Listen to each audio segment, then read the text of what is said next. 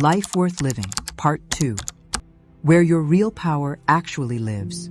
Most people are exhausted, not because life is hard, but because they're trying to control things that were never theirs to control. We were quietly taught that if we plan well enough, try hard enough, think positively enough, we can engineer a smooth life. And when life doesn't cooperate, we assume something has gone wrong. But nothing has gone wrong. Life isn't broken. The story we were told about how life works is, from a young age, we're trained to believe power means dominance. Control your emotions. Control your future. Control how others see you. Control outcomes. So when something unexpected happens, a loss, a health issue, a relationship ending, a sudden change, the nervous system panics. Because the mind says, this wasn't in the plan. What most people don't realize is that this moment, the one that doesn't fit the plan, is where real power begins. Because power does not live in controlling life. Power lives in how you meet life. The illusion of control, let's be honest about something most people won't say out loud. Control is comforting, not because it works, but because it gives the illusion of safety. If I can predict what happens, I can relax. If I can manage people, I won't get hurt. If I can stay ahead of life, I'll be okay. But life doesn't work like that. Life is not a spreadsheet. It's not a to-do list. It's not a reward system where doing everything right guarantees peace. And when control inevitably fails, people turn that frustration inward. They say, I should be handling this better. Other people cope. Why can't I? I must be weak.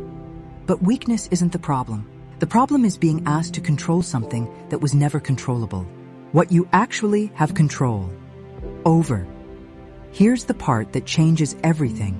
Once you see it clearly, you do not control other people, the past, the timing of life, sudden change, loss, aging, uncertainty. You do control how you respond internally, where you place your attention, whether you abandon yourself under pressure, whether you listen to your body, whether you tell yourself the truth. This is not motivational language. This is biological. Your nervous system doesn't care about your goals. It cares about safety, and safety isn't created by control. It's created by self-trust. When something difficult happens, the body asks one question: are you here with me, or am I on my own? Most people don't realize how often they leave themselves. They override exhaustion, they silence grief. They shame fear, they rush healing. Not because they're cruel, but because they were taught that slowing down means falling behind. Why we suffer more than we need to pain is unavoidable. Suffering is not. Suffering happens when pain is paired with resistance. Resistance looks like, this shouldn't be happening. I can't feel this. I need this to stop. I can't handle this. And the body hears those thoughts as danger signals. Heart rate increases, muscles tighten, breathing becomes shallow. The nervous system goes into protection mode. This is why people feel stuck.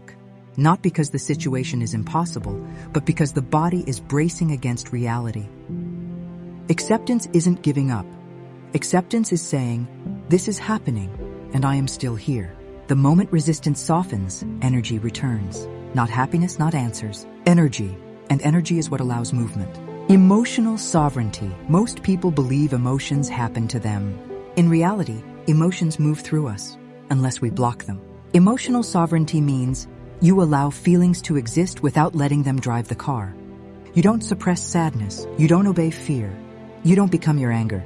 You observe them. You feel them. You let them complete their cycle. Emotions are physiological events. They are meant to rise, peak, and fall. When we interfere, by analyzing, judging, or resisting, they get stuck. This is why some people feel like they've been stuck in the same emotional state for years. Not because they're broken, but because the emotion was never allowed to finish. Ancient wisdom versus modern pressure. Ancient cultures understood something we've forgotten. They didn't measure life by productivity. They measured it by alignment, with seasons, with the body, with cycles of rest and action.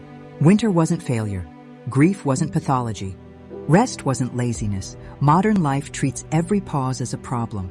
But nature never rushes, and nothing is missing. When you stop fighting your own rhythm, something profound happens. You stop seeing life as something to conquer and start experiencing it as something to participate in. The quiet power of letting go. Letting go doesn't mean you stop caring. It means you stop gripping life so tightly that you can't feel it anymore. You stop trying to force clarity. You stop demanding certainty. You stop asking life to guarantee safety. And in that space, something surprising appears. Relief. Not because life got easier, but because you stopped adding unnecessary weight to it. You realize, I don't need to control this moment to survive it. And that knowing is power. Coming back to yourself. A life worth living is not built by perfection. It's built by presence. By choosing again and again to stay connected to yourself, even when life is messy, unclear, or painful. You don't need a better personality. You don't need a different life. You don't need to fix yourself. You need to stop leaving yourself behind. Because the moment you stay, truly stay, life becomes something you can meet. And that is where your real power has always lived. Comments, like, share, and subscribe, please. As always, this has been Valkyrie. Thanks for stopping by. Until next time, be kind to yourself and others.